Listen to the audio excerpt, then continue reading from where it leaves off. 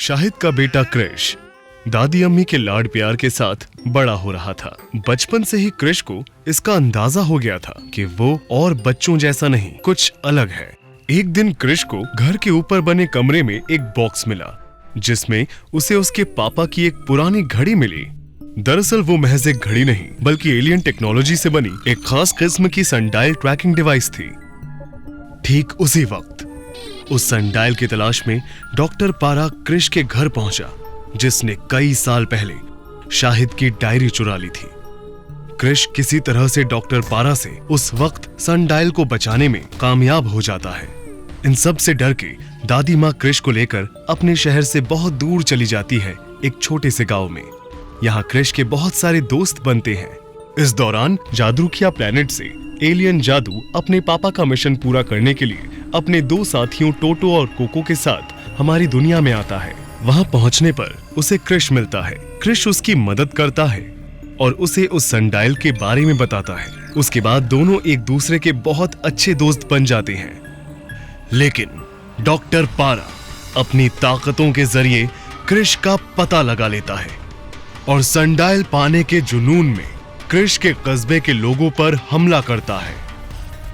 Doctor पारा का मुकाबला करने के लिए जादू कोको और टोटो क्रिश को एक सुपर हीरो किड क्रिश में बदल देते हैं। डॉक्टर पारा और किड क्रिश में जबरदस्त लड़ाई होती है। क्रिश अपनी सारी खास पावर्स का इस्तेमाल करके कस्बे के लोगों को बचा लेता है, लेकिन डॉक्टर पारा सनडायल चुराने में कामयाब हो जाता है। और कुछ महीनों बाद बहुत खूबसूरत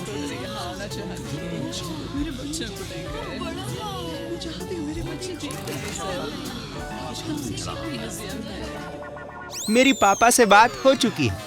वो बस एक फोन कॉल करेंगे और मैं और वो सुपर हीरो आमने सामने बैठकर बर्गर खाएंगे। वाह जफर, तुम्हारे पापा अजीम हैं।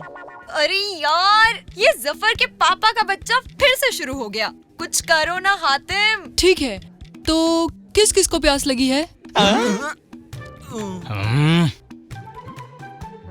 ए जफर, मुझे बहुत प्यास लग रही है। मेरे लिए जूस का बंदोबस्त करो। लगता है तुम्हारा दिमाग कुछ ज्यादा ही काम कर रहा है हातिम।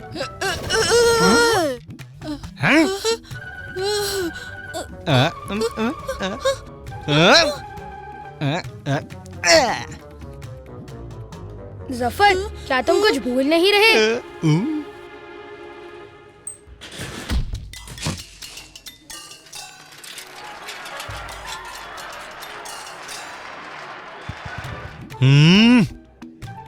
तो अब जाओ और सबके लिए जूस लेकर आओ। आपकी खिदमत करना मेरे लिए खुश नसीबी है मेरे मालिक। जो हुक्म मेरे आका।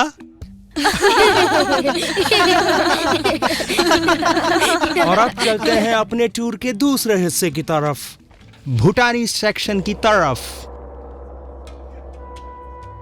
ये तकरीबन 1000 साल पुरानी भूटानी पेंटिंग का नमूना है जो इस अजायब घर की शान है। कहा यह जाता है कि इस केव की असल पेंटिंग भूटान में किसी जगह पर अभी भी दफन है। और उसके बाद ये स्क्रोल, भूटान के कदीम कबीले का ये स्क्रोल उन्हीं की कदीम जबान में लिखा गया है। अब ना ये कबीला बचा है और ना ही उनकी जबान। इसे अब कोई नहीं पढ़ सकता। मेरे अंकल इसे पढ़ सकते हैं। क्यों नहीं, जरूर शायद एक कदीम कबीले उनको ख्वाब में आकर उन्हें जबान सिखाते होंगे। जैसा कि कोई तो मुझे इस बोरिंग कमेंट्री से बचाओ। काश मैं ये चैनल बदल सकती। इसे मेरे दिमाग में डाउनलोड होने दो। आराम से हातिम, मैं तुम्हें इस स्क्रॉल का विकिपीडिया पेज फॉरवर्ड कर दूंगा। वो देखो, यहाँ बात करना मना है। हातिम, म्यूजियम टूर के दौरान खामोश रहो। ये सारे खूबसूरत कदीम इसी पेंटिंग का हिस्सा हैं। ये पेंटिंग बौद्ध मत जमाने की पेंटिंग से भी पुरानी है। कहा जाता है कि भूटान की एक केव में ऐसी ही हूबहू एक पेंटिंग मौजूद है, लेकिन कोई नहीं जानता कि वो केव कहाँ है। और अगर इन्हें इस तरह तरतीब से रखा जाए तो ये एक पुरानी कहानी की याद दिलाती हैं। अरे ये तो ऑरेंज है, मुझे मैंगो फ्लेवर चाहिए। बस यही मिलेगा, नहीं पीना हो तो दफा हो जाओ। और स्ट्रॉस कहाँ है जफर? जाओ स्ट्रॉस लेकर आओ। मैं रेस हातिम से हारा हूँ, तुमसे नहीं। बिल्कुल सही। जाओ और अपने स्ट्रॉस खुद लेकर आओ मिनाज। हाँ हाँ, मेरे दोस्तों को जो चाहिए वो उन्हें ला कर दो जफर। ये मेरा हुक्म है। लगता है इसे सबक सिखाना ही पड़ेगा। तुमने अभी क्या कहा जफर? अब कुछ नहीं, जो हुक्म मेरे हातिम जी।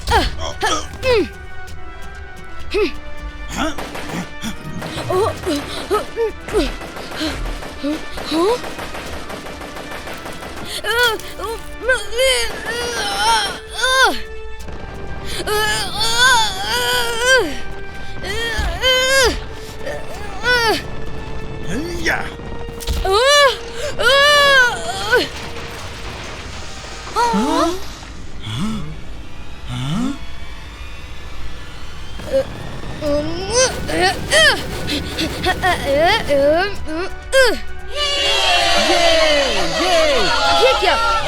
तुम 10 करोड़ साल पुरानी डेट को तबाह करना चाहते हो? हाँ?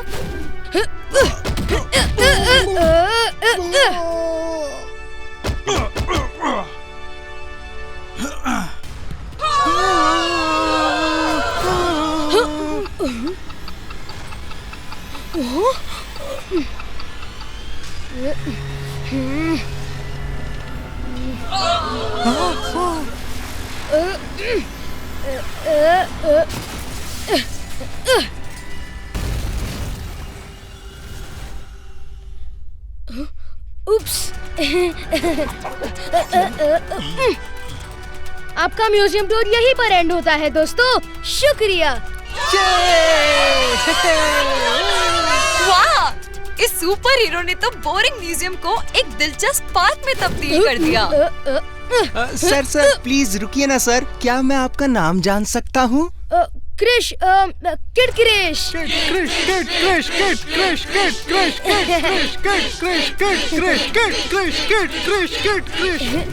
Sir autograph please. Take care मेरे दोस्तों।